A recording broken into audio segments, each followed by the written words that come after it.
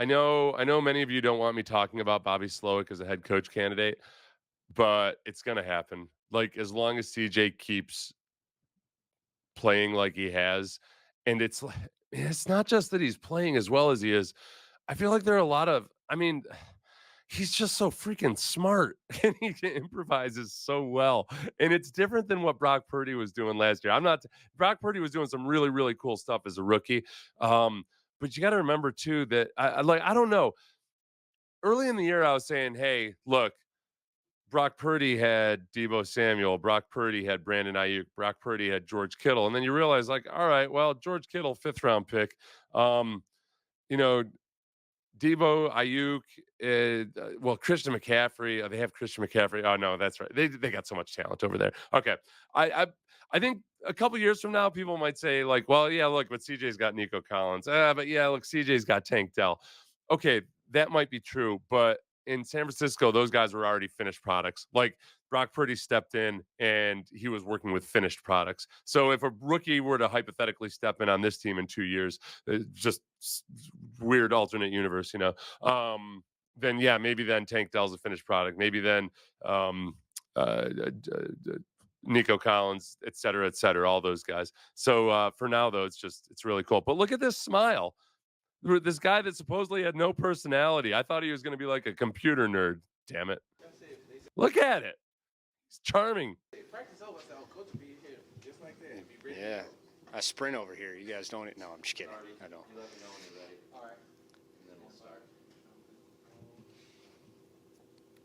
Messing with the Zoom. Okay. See that? He's gabbing with him. You're all good, man. What do you got? Go ahead, guys. Bobby, when you look at each week, the way CJ might process a mistake, what does he do? That's rare. Most times, guys, it takes them a while to catch on to something, but he seems to do it every time, right up next time. Okay, so the question, if you couldn't hear it, was CJ seems to do something right the next time, every time. Like he processes, comes back from mistakes, etc. Yeah, I mean, I think what you're referencing is kind of, we talk about short memory at the quarterback position, but a short and permanent memory. Like you got to be able to move on from any mistakes that happen, whether it's you or anyone else on the offense. And really the hardest part, quite honestly, is getting used to being able to rally everybody and get everybody else moving on with you when someone else on the offense makes a mistake or has a breakdown. Really is almost more difficult than when you yourself have that issue. And he's done awesome with that through the year. I think that's evident by the fact that he's captain. He really cares a lot about making sure everyone else in the huddle that's with him is a better player. And he doesn't forget mistakes either, which pays a lot of dividends. Like there's things that happened 4 weeks ago that can come up again in a game, and he doesn't make the same mistake twice because that rep is banked. That's what Sean and I, when we were listening to that clip earlier, it sounds like kind of like he's like a gangster, but with himself, like a mafia guy that says like I might forgive, but I never forget. Like he does that with himself. He forgives, but he doesn't forget. And what did he say? You want a short memory and a permanent memory? Neither of those jibe with my poor working memory. So I know what he's saying there. You just got to be. You got to have a. You can't beat yourself up over it. As far as others messing up and that being more of a concern, I wonder there because that can mean multiple different things. Like if a guy's just not coming along and he's constantly not running the right routes, then that's a huge headache. But I wondered also if he meant that like a guy beating himself up over it or not. And I can remember, man, with receivers especially, they have a drop or something early in a game. You don't want anything getting into their head, and I think CJ's never going to be a Peyton Manning where he browbeats people. I think he's much more of a guy that, wants guys to be able to rebound quickly, but he does have very high standards. That'll be interesting to see how it works out over time. Like when it comes to, I think DeMeco does a really good job of setting high standards, but without being a prick about it. It just the standards are what the standards are. We talked about this earlier this week with Andy Reid. Like Andy Reid has super high standards and a pain in the ass to play for. But he's not a jerk about it. And I think CJ will probably be like that. The other thing that happens too with quarterbacks is like you run the right route or you don't get the football. And on this team, that's a very real possibility because there's lots of options.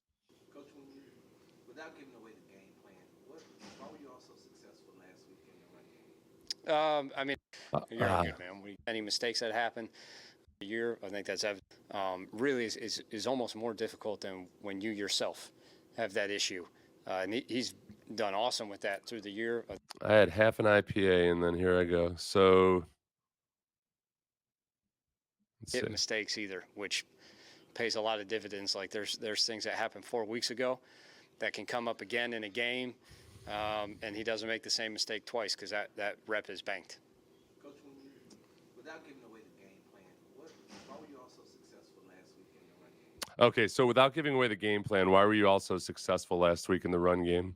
I mean, I think we played probably our best game as a unit, just being in sync as far as combinations, being able to run off the ball the way we want to run off the ball.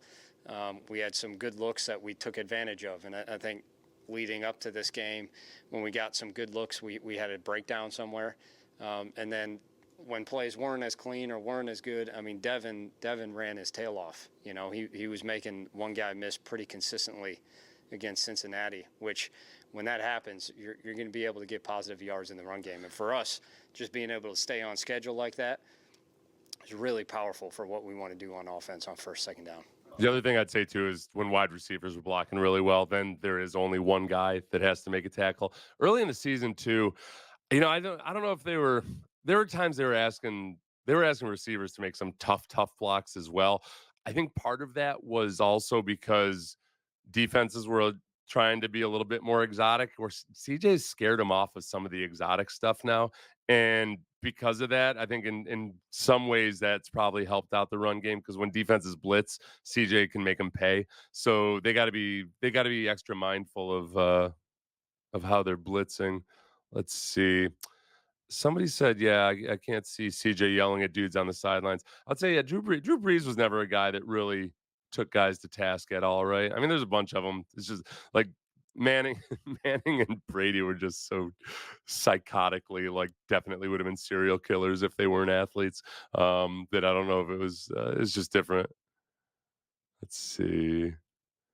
Somebody else made a good point. Somebody talked about the Texans defense being too small and make arm tackles. I want to say something about that. Um, oh wait, yeah. No, I'll tell you about the demonetization. I'm just, there's a reason for that. There's a reason for that. I'm running experiments, okay? It's not I'm not don't worry. I'll be all right if I'll be all right if I don't make $100 off this video. It's not a big deal. Slipped up and referred to running as what we want to do on first and second down. Yeah, they did. They've been running more on first down, so I think it's all right. I don't think it's not as big a deal. All right, let's see. In the fourth quarter, Cincinnati's got one timeout left, about 3 minutes. Third down, decide to go to the air. Next drive, you also go to the air on third down versus. Wait a second. All right, CC713. I'm noticing a little bit of a negative Nancy appeal here too. You said Panthers beat us. Texans historically love losing these games. CC713 was also the one that said Texans defense is small and arm tackle too much. Okay, I'll address each one of these.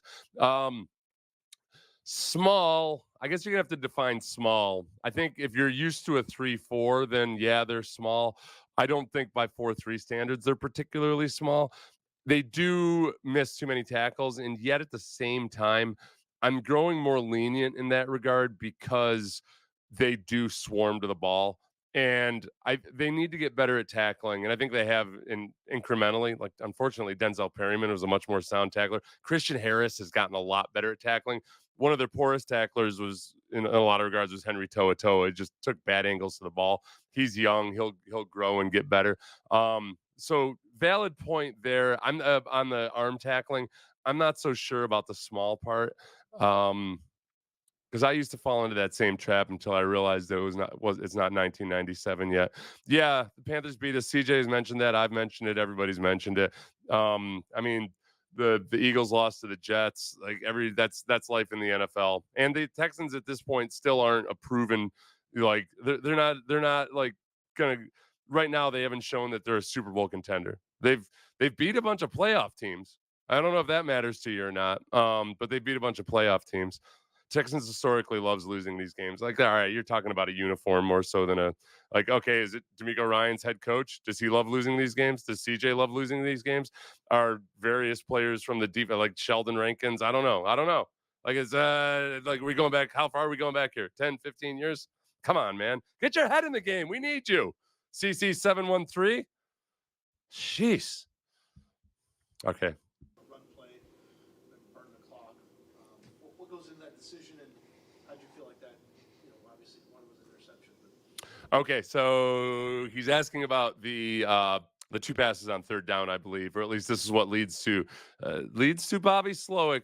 Listen carefully. Does he say that they shouldn't have passed the ball on either of those third downs? Did you want to maybe adjust the decision-making process? Yeah, the first third down you're referencing, the one that was an interception, that was poor play call. That probably for me, looking back on it, I know why it was called. We know what we were expecting to get, which isn't what we got. But regardless, it was a really hard position to put the quarterback in. And that one, I really didn't like that play call. If I was to judge myself, that was probably the worst play call of the year. The second third down, at that point, when it's a 3-point game, you're calling the play that you believe has the highest chance to move the chains, because if you move the chains, the game's over. And if you don't move the chains, they still, even if we burn 40 seconds off the clock, there was still plenty of time left for them to go down the field. So at that point, you're just calling the play that you feel like is going to give you the best chance to move the sticks. And we wound up having to get to the last option in the play call, which was good by CJ getting there, and it was a good route by Tank, and the DB made a really nice play on that. Yeah, as far as the first play call, I don't think that he's saying that he shouldn't have passed there. I know that if you run the ball there, then it's almost impossible for Joe Burrow to score twice in less than 4 minutes. I get all that. I think you're at a point where you got to be able to trust CJ Stroud that in that situation. And I think the DB knew that play was coming and he jumped the route. I think more than anything, Slowik isn't upset that he called the pass play. It's called that he called the predictable play and that he anticipated a different look from the defense. I think he would have just called a different pass play or a different run play, but just anything different than that specific play. CJ up to that point had thrown one interception.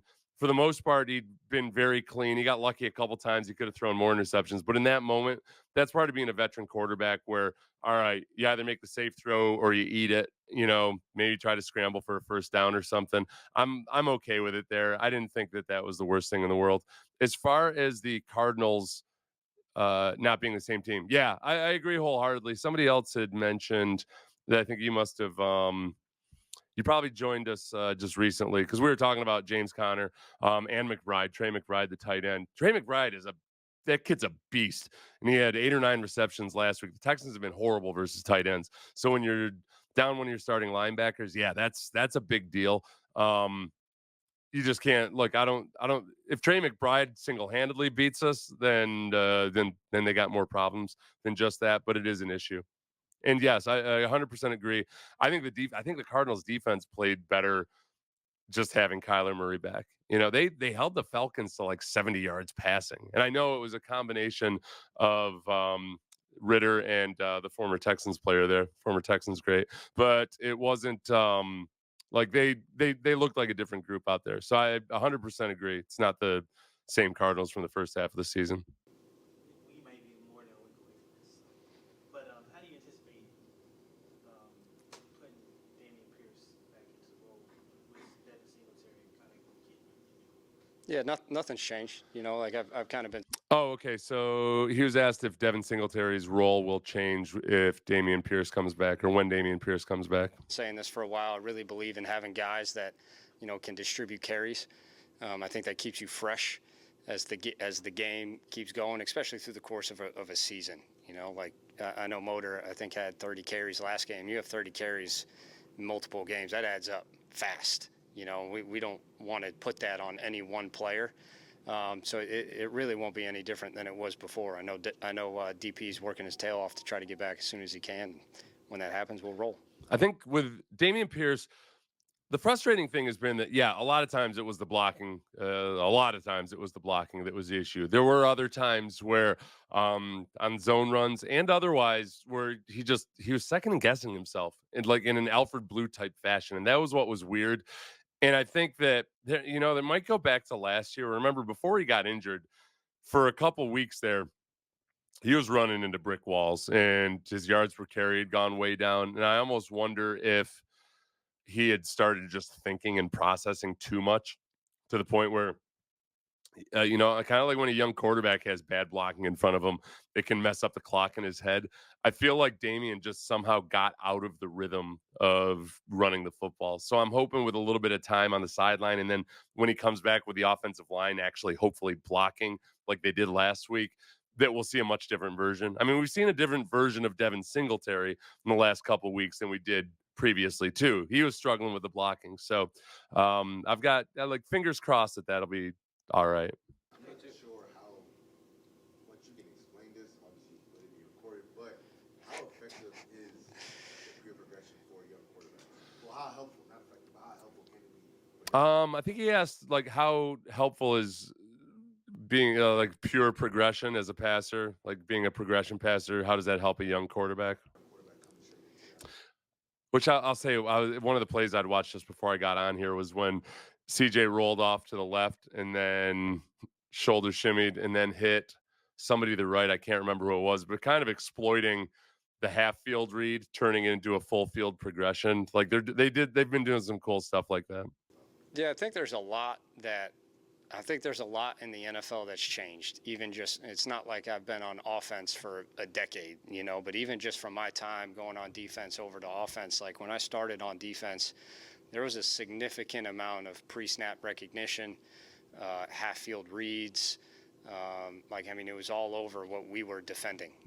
And I think the NFL in general has trended a lot more towards pure progression plays. That doesn't say that's not to say like half field reads don't exist anymore or isolations don't exist anymore. They definitely do. Everyone has them. It's just pure progressions become a lot more prevalent. But the guys that I think get really good at it still use pre-snap recognition to be able to empower themselves post-snap. And that really, I think, is across the entire league where people have found it being useful. You don't need to have all the answers to the test, but you can have the clues before the snap. And then you can trust your training, you can trust your scheme, and you can trust the players that we're getting the ball to help give you the answer during the play. That's really where I think, like I said, across the NFL, I think that's been very powerful, especially for young quarterbacks that are still getting in their even fourth, fifth, sixth year in the NFL. Yeah, I think Orlovsky was talking about that. We watched Greg Cosell talk about that earlier. CJ, it's not just CJ. A lot of the younger quarterbacks, but CJ especially, obviously, is doing it better than anybody else. They've just had so many more reps. I think between Madden, YouTube, 7-on-7. I can't cite 7-on-7 anymore because it's been a long time now that 7-on-7 has been prevalent. I think maybe it's a combination of 7-on-7 plus colleges colleges have had to progress beyond. CJ at Ohio State was not just running the air raid. So I think there's just in the NFL as the NFL has incorporated more of the college stuff, like those two worlds have merged. And I wonder if that helps too, is just that NFL teams kind of when they started incorporating college stuff, I think they almost dumbed it down more than they needed to, just because the NFL coaches themselves were kind of dumb about a lot of the zone read stuff and the RPOs that they can just throw so many different things at a defense now that it's kind of the pendulum swung back towards. I was about to say it swung back towards the offense, but offense is down this year. That's partly because of rookie quarterbacks and injuries and all that, but whatever. I'm pontificating too much. Speaking of young quarterbacks, how much did your time in San Francisco working with two other young quarterbacks kind of like give you a blueprint on what works well for a young quarterback and what doesn't work well? Yeah, So he was asked about, and thank you, Murray. Nice to Murray McDougal. What an awesome Scottish name. He was asked about how much it helped working with all those young quarterbacks in San Francisco. How's he been able to transfer that over to here? say it was massive. I think anytime you go through that experience, that empowers your next experience. and being there with Trey, being there with Brock, understanding what they like, just learning what they were good at, what they got comfortable with, what maybe they needed to work on and weren't always so comfortable with, and how to adjust around that to those particular individuals, because they're different players. It just opens up. I wouldn't really call it a blueprint. I'd call it more, you're just prepared to build a relationship, react, and fit what you're doing into someone's skill set, strengths, and even avoid if someone has a weakness, and being able to go through that process twice definitely helps. I mean, the third time you go through it, it doesn't mean it's clean, but it definitely helps. I think, look, we've talked about this a bunch, how they kind of have a syllabus for these quarterbacks, and that's why they didn't make CJ the starter right away. I know. Bryce Young won the competition to be the first starter named. And then Anthony Richardson won that competition to be the first starter named. But like, I think in a lot of ways it would be like, somebody going through classes in school and not actually doing all the work for the first one and not actually even taking all the tests and then progressing on to the next grade and the next grade. They don't like doing it that way. And it's nice because that makes it, honestly, I would imagine that's very much in the minority of NFL offenses where they're very, very strict and structured in how they go about teaching everything. They might think they are, but they're more approaching it just as like kind of we're going to install all these plays and see what happens. I think in San Francisco, the way people describe it and the way Kyle Shanahan has described it, they very much are trying to figure out like, okay, can this guy master this skill? Okay, if he's mastered this skill, can we master the next one? Can we master the next one? They're not going to go from like learning to juggle 3 balls to learning to juggle 6 all at once. They got to step their way up and stay away from school zones. Go through your 2-minute drills every week. But how much of it is when the game's on the line like that, with Tampa Bay, with the last game you all played, how much of it is your play calling predicated towards what CJ can do? Yeah. So I think that was Sarge, and I think he was asking when the game is on the line, how much is the game plan predicated towards what CJ can do? All that situational football, especially at the end of half in the game, starts with the quarterback. So a lot of it. And then the closer you get to crunch time, like I'm a big believer in players over plays. I feel that strongly. And I think that shows, like if you go back and someone had the aptitude to watch, what we had called in these specific situations and then recall what we had been doing in camp, a lot of it is pretty similar. Because a lot of the plays we've been doing for a long time, I'm really calling and putting out there because I want a play that our quarterback's really comfortable with and that I think our players are really good at. And we'll figure the lookout post-snap and try to get the ball where it needs to go. But that's really where it starts for me all the way through in 2 minutes. And you can't do that if you don't have an immense amount of trust in the eligibles and particularly the quarterback. I think obviously particularly the quarterback, but when he said the eligibles there too, again, this is one thing that always happens in any kind of Kubiak Shanahan system is Bobby there is talking about how they've been running a lot of the same things and similar things.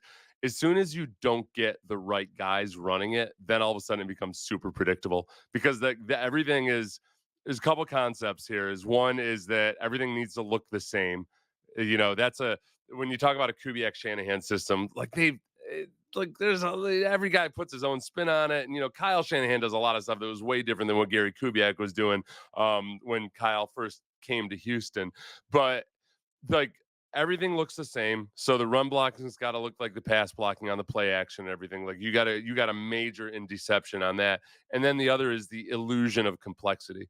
So, you might be able to run the same play out of 7 different looks or what have you. You just got to make the defense think and make them think that more is going on than there actually is. It's like any magic trick. You ever learn the secret to a magic trick? It sucks because you're like, oh, this magic trick that was simple. No, that's a dumb trick. Even though you're totally flabbergasted, like, it's a dumb trick. That's what happens with this offense if you don't have the right guys running it. And it happened with Kubiak when he didn't have the right guys in various years. Like it becomes predictable because guys have tells. The guys are not paying attention to detail. Guys just aren't fast enough to threaten deep. So everything gets jumped. And like right now, the cool thing is that they're doing it the eligibles are doing it as much with just attention to detail as they are with natural athleticism. It's I mean, Tank Dell's doing it with both, but it's a combination of the two. It's really cool. Couple more guys. From a blocking standpoint, when the guys are all getting off the ball, it looks a certain way, like maybe back in the Arian Foster zone against here. Does that feel like the first time that it's sort of, this is exactly how we want in terms of timing and the way everybody blocks it, receivers, tight ends, offensive line? Yeah, I wouldn't say it's exactly. I guess it was Aaron just asking about the fact that it looks like the offensive line, everybody's blocking well. I don't know what the question was. I mean, we're All not. right, I gotta listen to that again. Just ask a question. We got Andre Johnson on the pregame tomorrow, by the way. If you care, Sports Radio 610. I think Andre's going to be on at 11 a.m. on Sports Radio 610. This is exactly Sean and I will be asking. Feed me some questions for Andre. how we want in terms of timing and the way everybody blocks it, receivers, tight ends, offensive line. Yeah, I Okay. wouldn't say it's exactly. I mean, we're not. Nobody's perfect, and we're not quite there yet. We know we still got work to do, but I would say it was definitely our best game. As we use the term running off the ball. That's really important to us at all positions: O-line, receiver, tight end. Just being able to get on their side of the line of scrimmage as fast as we can, and that was definitely something we did against Cincinnati, and it stood out. And it's easy to say that. It's really hard to put into action and to do when you're working on a combination versus different looks, different techniques, and D linemen that are trying to do the same thing. So it takes a lot of trust in the guy next to you. So I kind of reference back to like all of it is continuity and trust in the guys that are next to you to be able to do that, and trust in the back that he's going to make the right cut, and trusting that the receivers are going to be able to dig out the safety so that it all fits together. And I would say for us in the run game, that was by far our best trust game. And I think we got to keep building on that. Yeah, and I think that's what it looked like early in the season was guys just a little haphazard and uncertain. They didn't know exactly, with the combo blocks, especially if you think about the center and the guard or the guard and tackle working together when they're like on a zone. One guy's got to know when the other guy is leaving, and that takes time. And it's kind of like you can only get so good at it in practice. That's where I knew intellectually that I should be patient with Bobby Slowik and how much he was running the ball, despite sucking at running the ball, because you got to get those reps in the game to actually get it to work. And yet, emotionally, I couldn't go there. So I appreciate Bobby's insistence on sticking with it, because at least for last week, it looked like it really started to bite. So hopefully this week too, it'll bite. Cardinals are a better run defense than the Bengals were, so this is a bigger test for them. Is there an analogy that you could use to best demonstrate how far CJ Stroud has come in this offense from OTAs to this point? Okay, so he was curious if there's an analogy and that was Sean Bajani. Sean Bajani asked if there was an analogy he could use to illustrate how far CJ has come in this offense. I don't know if there'd be an analogy, but I've got an analogy for you. It's like it's like a porn star pre and post Viagra. I would say A male porn star. his feet would be the thing that sticks out to me. Like, and I don't. It's not like I can point out any one thing or one story, but It's not an analogy.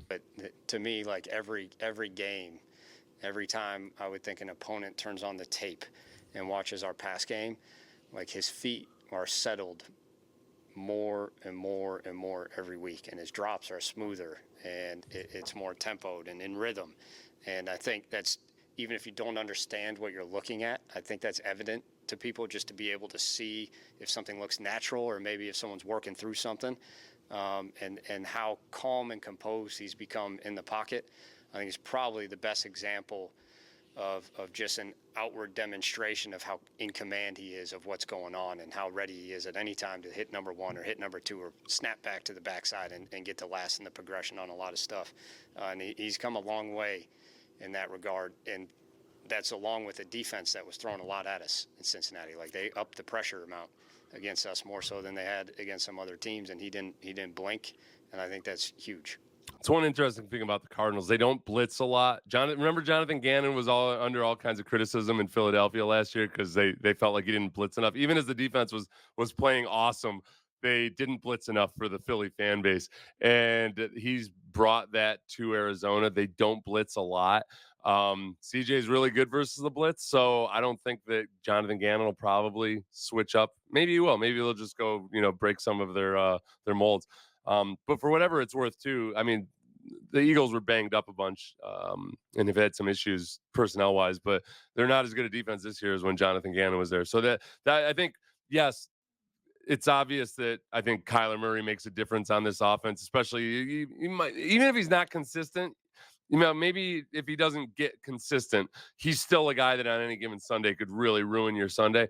Likewise with the defense, whenever there's a new coach, Jonathan Gannon, defensive-minded coach, it's going to take a little while for things to kick in, and this might be that point where all of a sudden the Cardinals are a much better defense they were in the first half of the season.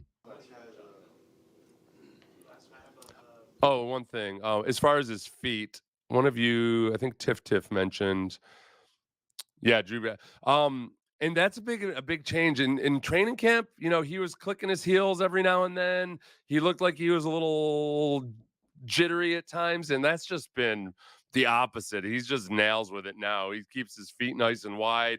He takes the biggest thing that's changed, I think, is he's got an understanding now of when he has time to plant his feet, where there were times early in the season, this is classic because college kids can get away with it, where he just kind of, they'll just throw without any regard to their feet at all when they're on the run. They'll just like throw to the sideline and their upper body will be disconnected from their lower body. He wasn't as bad as a lot of rookies, but he was doing that a little bit. And he's like, I can't think of an instance where he's done that now. He's got a really good feel. There was a play a couple weeks ago where he was scrambling to his right. And I know that he knew there was a free rusher behind him because that's the guy that made him flee the pocket, was the guy coming from his left. And he stopped and planted and threw to Dalton Schultz, I think. It was really like that was a huge difference from what he'd been earlier in the year. DeMeco question, not a Nico question. Thank you for clarifying. When was the first time you realized like you thought he'd be a good coach and one of his strengths as a coach? Oh, okay, so this question was, when did you first realize that DeMeco might be a good coach? Something along those lines. Well, I spent, like our first year in San Francisco, we basically were in the room together all the time.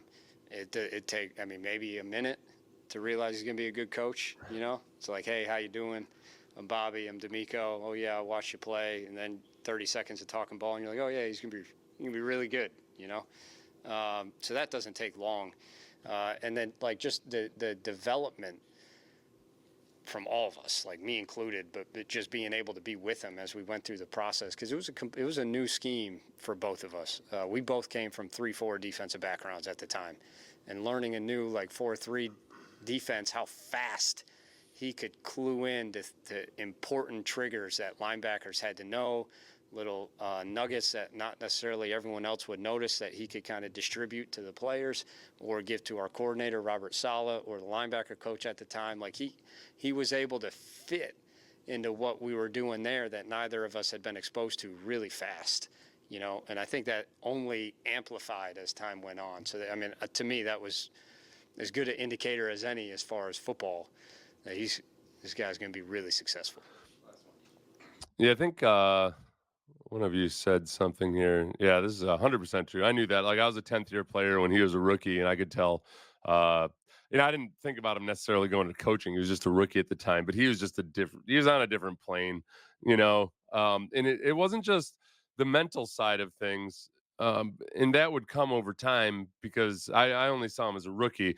I could tell that he was super conscientious, and I could tell that he hustled his butt off. But you build that knowledge base over time to get to the point where you can call out plays and everything. But you could see that all that stuff was there, and that he just had a different type of maturity and patience about him.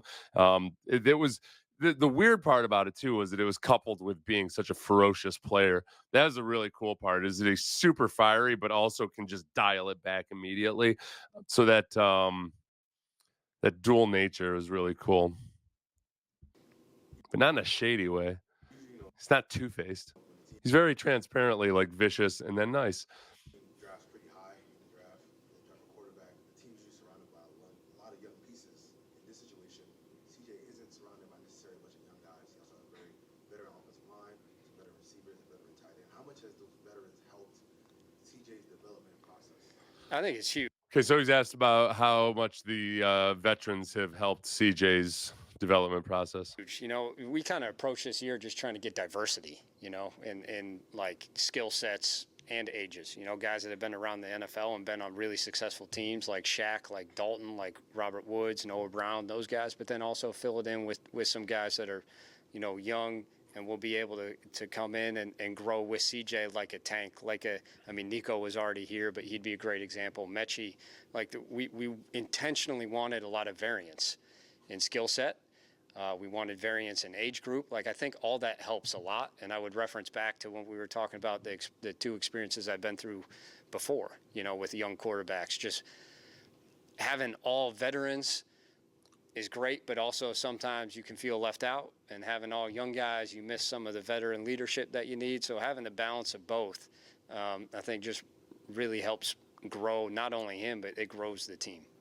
Thanks, Bobby. Yeah, thank you, guys. Appreciate it. Yeah, he wanted out of there by then. That was a long appearance by Bobby Slowik. I don't know if I've got it in me to do. Let's go. All right, you got Again, that's bet rooms. I don't know. I got to get going.